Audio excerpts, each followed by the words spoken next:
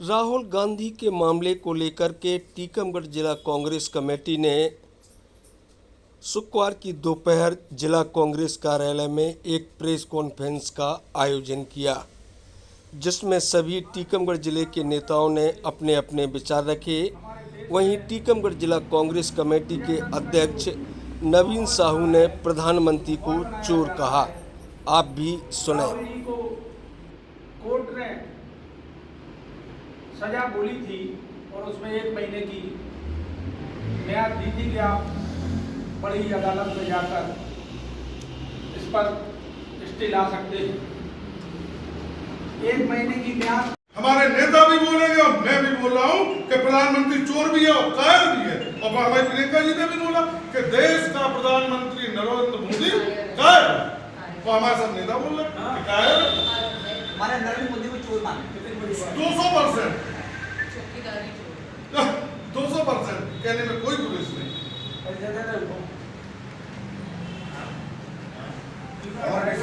भाइयों का बहुत बहुत स्वागत वंदन अभिनंदन करते हैं।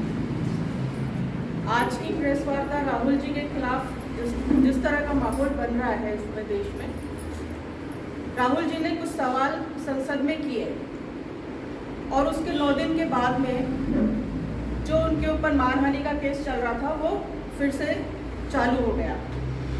इससे समझ में आता है कि इस देश में अब बोलने का अधिकार नहीं बचा है।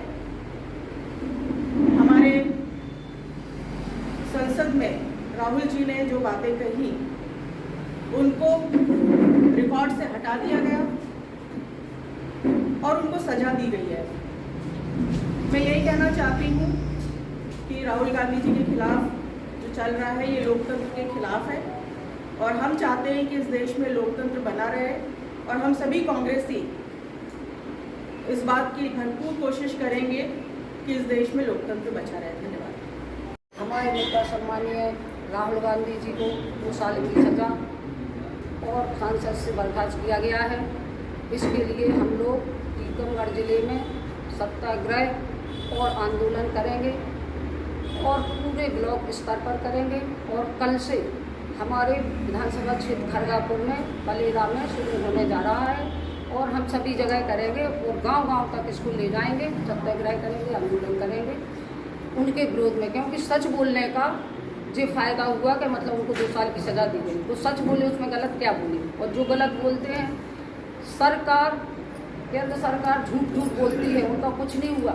और माननीय हमारे राहुल गांधी ने अगर सच बोल दिया तो उनको 2 साल की सजा दी गई। इसके लिए मैं उनकी निंदा करती हूँ और विरोध भी करूँगी। वार्ता में जिला कांग्रेस कमेटी ये अपनी ये बात रखना चाहती है कि सच बोलने पर किस तरह से ये सत्ताधारी भाजपा के नेता और मोदी सरकार कार्रवाई करती है, ये देश अच्छे से देख रहा है।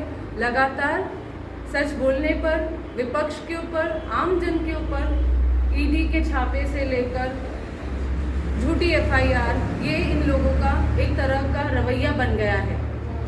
और राहुल गांधी जी के साथ जो हुआ है वो आप सबके बीच में है। और राहुल जी की एक बात हम लोगों ने अपनी गांठ बांध ली है कि डरना नहीं है।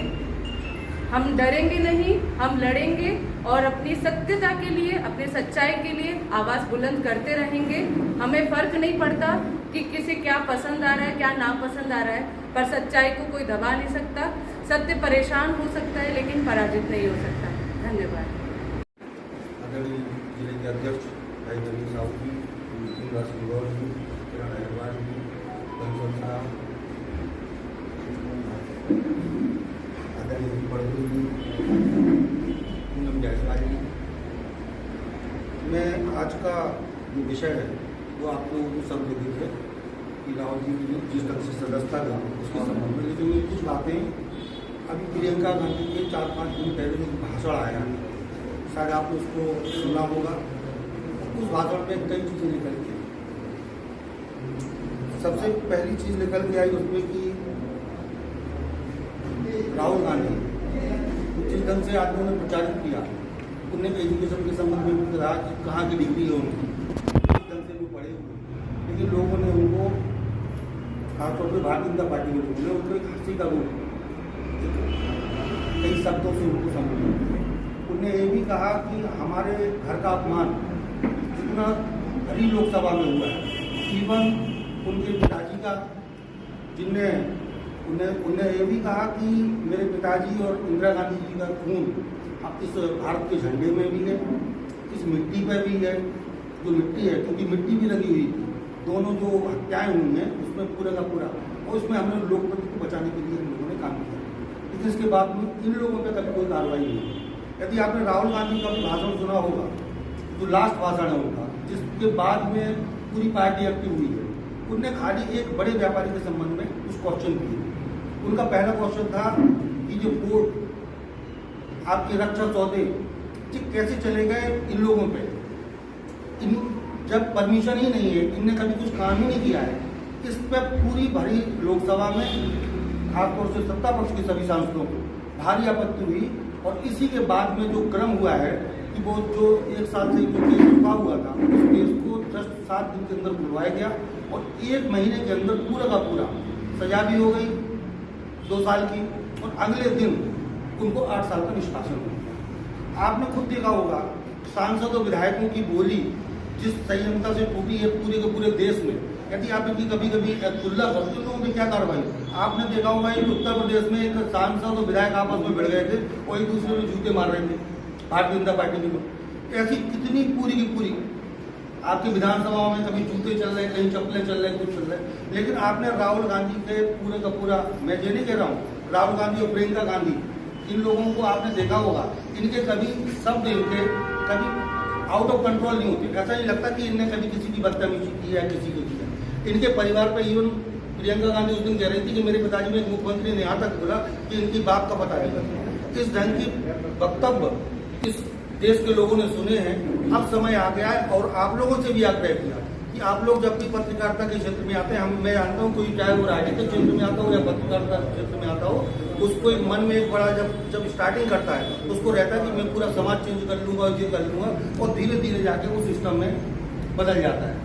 मेरा कहने का तात्पर्य है कि आज पत्रकारों में भी उतनी ही जितनी हम लोगों पर जिम्मेदारी हो, उससे ज्यादा कहीं आप लोगों पर जिम्मेदारी है। और मुझे पूरा विश्वास है कि आप लोग इस मुद्दे पे खासतौर से कि जिस आदमी के 3-3 4 प्रधानमंत्री हुए घर में, 2 लोग शहीद हुए, उनके साथ में उनके कभी कहते हैं कि इनने विदेश में जाके अपमान किया, इस तरह की झूठी बातें फैला के एक इमेज का जो पूरा का पूरा ढांचा, उसी संदर्भ में आज प्रधानमंत्री जी आपने खुद देखा होगा, कई जगह की घटनाएं भी देखी होंगी। इन लोगों को ऐसा लगता है कि हमारे पास में सत्ता है, हम कुछ भी कर लेंगे। कई चीजें आप उत्तर प्रदेश में देखी होगी। एक बार विकास दुबे के साथ में, मैं नहीं कह रहा हूँ विकास दुबे अपराधी नहीं था, अपराधी था, लेकिन जिस ढंग से उसका मर्डर किया गया वो आप सब लोगों ने देखा है और पूरे देश की जनता ने लाइव देखा है। इसके बाद में भी आज वक्त हम लोगों को तो रोडों पे निकलना ही है, लेकिन आप लोगों का भी सहयोग चाहते हैं, इसी के साथ में अपनी बात पूरा करता हूँ। और इसी को